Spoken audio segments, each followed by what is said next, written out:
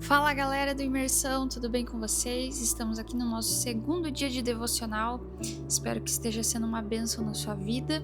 Então vamos lá para o próximo tema desse Sermão do Monte.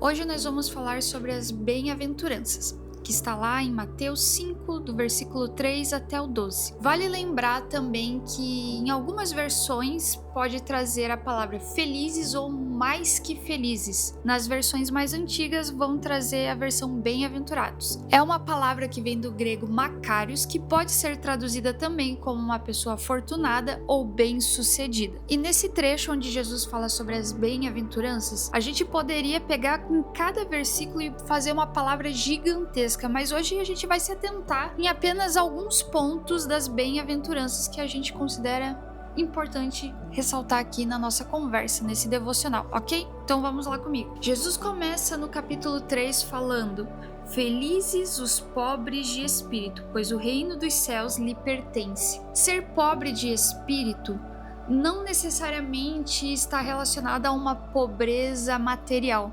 mas sim em reconhecer a sua insuficiência. Ser pobre de espírito é reconhecer que você não tem nenhum recurso interno para manter uma chama acesa.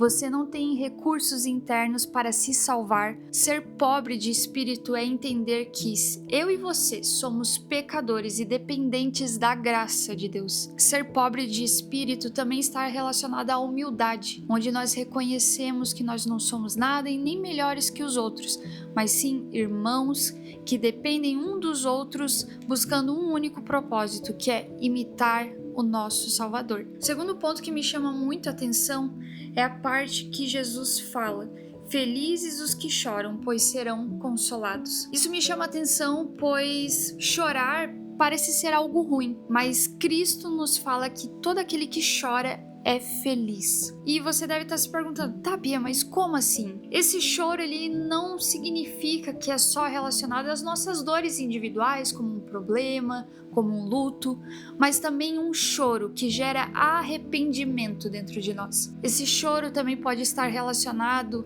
à tristeza que invade ao nosso coração quando olhamos para o mundo e vemos a sua decadência. Por isso, eu quero que você saiba que nenhuma das nossas lágrimas diante de Deus ela será desperdiçada. A palavra de Deus fala em Salmo 56 que o Senhor recolhe as nossas lágrimas e guarda num lugar muito especial. E quero também te lembrar que chegará um dia em que todas as lágrimas serão enxugadas e nós viveremos em um lugar onde já não há mais tristeza ou dor ou morte, mas nós teremos o Senhor sendo o nosso Deus e nós seremos o seu povo.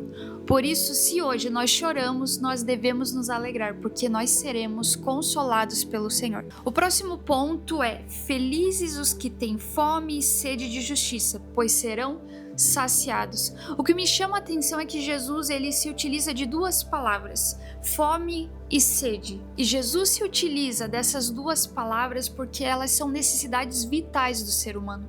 Ou seja, a justiça ela está nas entranhas do ser humano. Nós queremos justiça, sim. Quando nós vemos uma injustiça, um crime, logo algo dentro de nós começa a borbulhar e muitas vezes nós damos até um espaço para a raiva e pensando assim: nossa, eu preciso fazer algo. Mas eu quero deixar um alerta aqui. Você pode sim ter fome e sede de justiça, mas você não pode fazer pela força do seu braço, porque nós somos falhos e pecadores e nessa de queremos fazer com a nossa mão, com a nossa força, podemos acabar cometendo uma injustiça.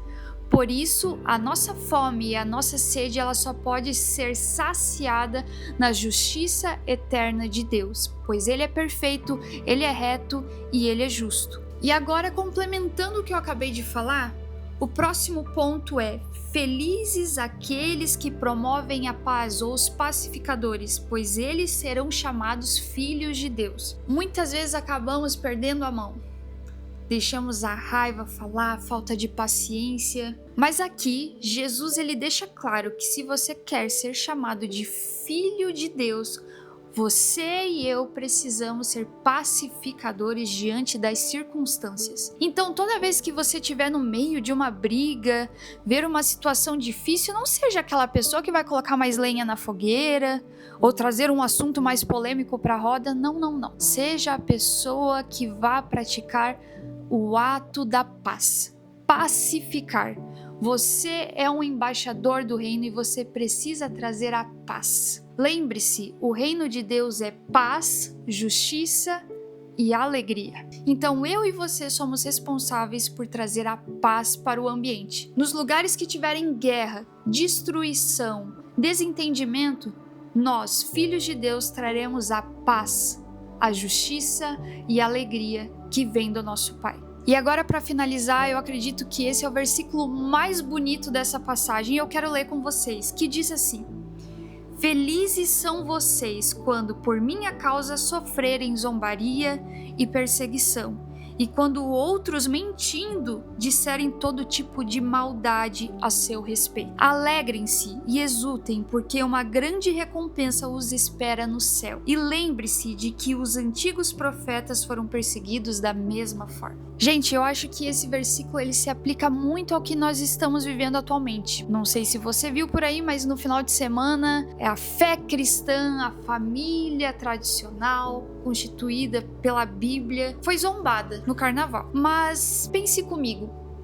muitos ficaram chateados, revoltados, ficaram falando tantas coisas aí na internet, mas Cristo, ele já nos avisou antecipadamente, porque ele sabia o que iria acontecer. E ele nos dá o conselho: sejam felizes, porque vocês estão sendo zombados pelo motivo certo. Então, por isso, o meu conselho é: toda vez que você sofrer por causa de um ato justo, você sofrer por causa do nome de Jesus, sejam alegres.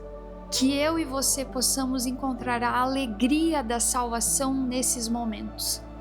Porque Cristo é o nosso respaldo, Cristo é a nossa alegria, Cristo é a nossa força. Mas não termina por aqui. Jesus ele diz que não existe só uma recompensa qualquer, existe uma grande recompensa nos esperando na eternidade. Por isso se alegre, porque mesmo que haja dificuldades aqui nesse tempo, agora nessa terra, mas existem motivos para se alegrar. Mas coloque também o seu coração e a sua alegria, os seus pensamentos e a sua esperança na eternidade. Por isso nós somos bem-aventurados, pois a nossa recompensa não vem de homens dessa terra, mas sim do próprio Deus. Mas enquanto nós estivermos aqui nessa terra, Jesus prometeu que Ele estará conosco todos os dias, até a consumação dos séculos. Por isso nós podemos nos alegrar. Ele está conosco. Então, pessoal, finalizamos aqui mais um devocional. E amanhã o Mateus vai estar trazendo um outro tema muito especial, que é sobre sal e luz. E pra gente saber que você ficou até o final desse vídeo, eu quero que você comente aí nos comentários a palavra-chave, que é alegria. Beleza? Então a gente conta com vocês, um abraço e até mais. Beijos!